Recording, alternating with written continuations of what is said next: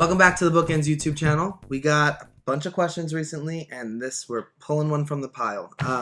How to research literary agents. Yeah, so how do you even find who to submit to from the beginning? It's a loaded question. There's a lot that goes into it. And I think a lot about the work authors have to do before they even start to query, the research that goes into it. And sometimes I think the research that you're sort of made to feel like is required, like you're supposed to know all these details about a literary agent that you can only find on, a secret Twitter channel. Yeah, the depths of their Twitter feed. Right, which is a little much. But I think first, initially, what you want to do is know where to start. Where do you even find that initial list of literary agents? And there's a lot of great resources.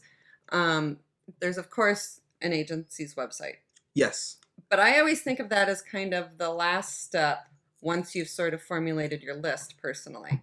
I think the first step is just looking at massive lists of literary agents so that you get a sense of who they are before you're just trying to Google random things.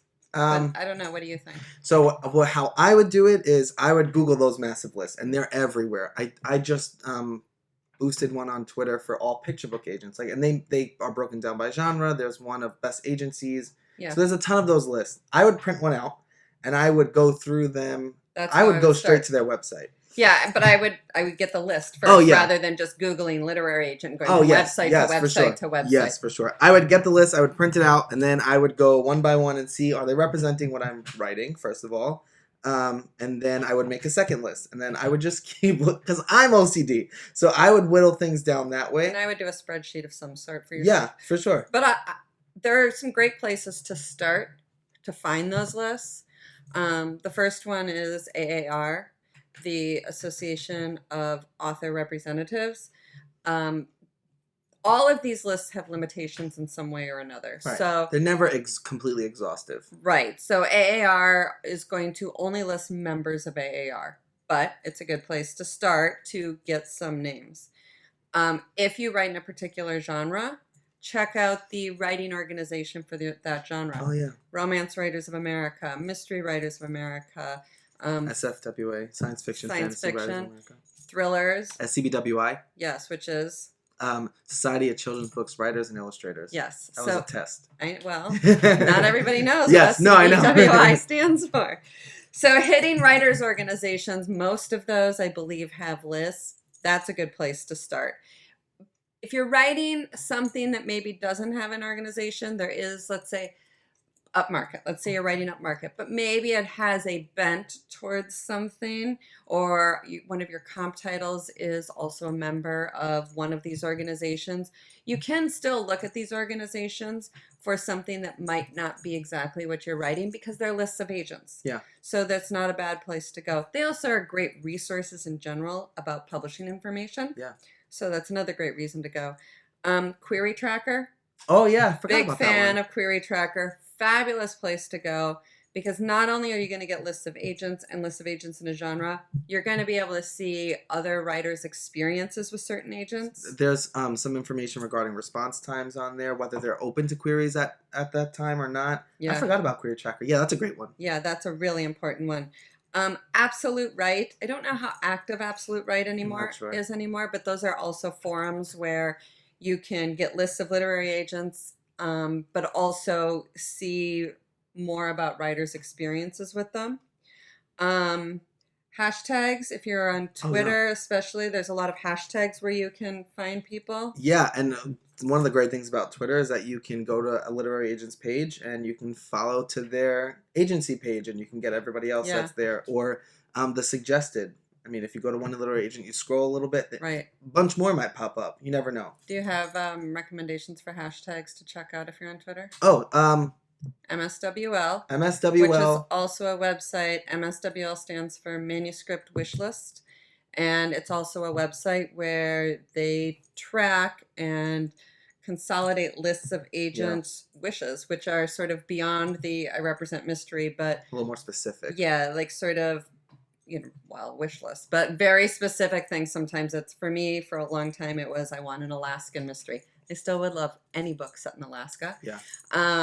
things like that are very specific, that if your book doesn't fit it, it's fine, but it might be one of those great things if your book does. So pub tip, query tip, a lot of agents and editors will be in there. It's a start.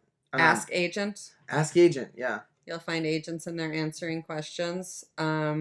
So those are some good hashtags just to get a sense. It's a start. Again, as you sort of immerse yourself into the Twitter sphere, these people will start popping up on Twitter. You'll find someone else's page that you didn't even know of, and then you can research them that way. Yeah. But Twitter isn't meant to be like that exhaustive information digging I think place. Twitter is probably a little harder to find agents through. You can see what agents are saying, but also there's a lot of people not on Twitter. Twitter is like your introduction to them. Yeah. So then once you find who they are, where they work, you want to go to their website and learn more about them that way. Yeah. You always, at the end of the day, want to end up at the agent's website. Yeah. That should be the most up-to-date resource, although I will say Query Tracker is pretty good. Query Tracker is good, but the one thing Query Tracker doesn't have is all the submission guidelines that the agents are looking for. They don't? I don't think so. I think there's a link to them. I'll check, and if I'm wrong, I'll cut this out. That's fine. We can leave it in there. You can find out for yourself by checking it out. But the website, the agency's website, presumably is the most up-to-date. There is something I really think is an important resource for everybody, and I don't think everybody knows about it. And it's a website that's called Writer Beware, and it's been around for a bajillion years. I do also know they are on Twitter, and they have just wonderfully, as a benefit to authors, they really update you on agencies that are not reputable. If you have watched a previous video we did on how the money flows, they will report into agents that might be asking for money in a way that's flowing the wrong way. So, if there's ever an agent that you've heard of but haven't heard a lot of, check Writer Beware if you have any hesitations about it. It's definitely an important resource for everybody, and they will tweet if there's an updated sort of drama with an agent. They will tweet about it as well to try to inform people on agents to avoid. So that's a great source too. The last one I would say is word of mouth. I'm assuming you're immersing yourself in the writing community, whether that's on Twitter or through your local organizations or local branches of the organizations.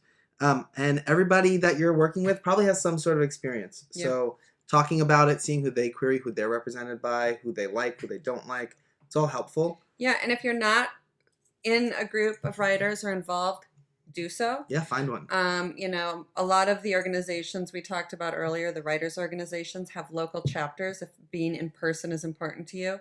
Again, I think that in a lot of cases, they might be open to people from other genres. So if your only local chapter is something like RWA, Romance Writers of America, and you don't happen to write in that genre, contact them and see if they're open to having you become a member. They might have other people within the organization who also write something you write. I think there are probably groups on Facebook. Oh, there's a ton of groups on Facebook. Yeah. Yeah.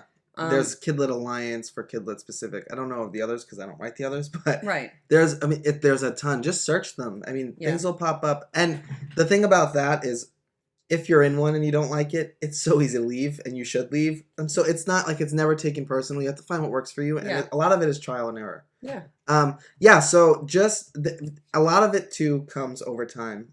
You learn as you're starting to immerse yourself. You learn who agents are. So it takes time to learn all that. But those are our best tips for getting started. And good luck, because it's a long road, a big process, so one step at a time. Yeah, and if you have any resources that we might have missed, help your fellow writers out. Put them in the comments. And subscribe. And subscribe.